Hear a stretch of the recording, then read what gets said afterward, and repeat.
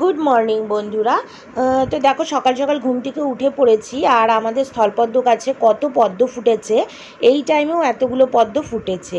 তো আজকে দুপুরের মেনুতে ছিল কুমড়ো ভাজা আর মাংস। তো কুমড়োগুলো ভালো মতন সরু সরু করে কেটে কালো জিরা ফোড়নে ভেজে নিচ্ছি, আর মাংসটা সব মশলা দিয়ে ম্যারিনেট করে রেখে দিয়েছি। তো 30 মিনিটের মতো ম্যারিনেট করা ছিল। তারপর কিন্তু আমি মাংসের আলুগুলো ভেজে নেব। আর আজকে ভীষণ গরম পড়েছিল, এতটা গরম ছিল, আর রান্না করতে করতে গ্যাসের সামনে খুব গরম লাগছিল, মনে হচ্ছিল যে কতক্ষণে স্নান করতে যাব। তো এখানে দেখো মাংসটা ভালো করে কষিয়ে নিচ্ছি। তো আজকের মিনি ব্লগটি ভালো লাগলে তোমরা আমার চ্যানেলটি সাবস্ক্রাইব করে দিও। তো এখানে মাংসটা তো প্রায় কষানো হয়ে গেছে, আর এখানে তো মাংসের আলুগুলো ভেজে রেখে দিয়েছিলাম, আর টমেটোটা একটু পরেই দেব। তো এখানে মাংসের ঝোল তো কমপ্লিট হয়ে গেছে।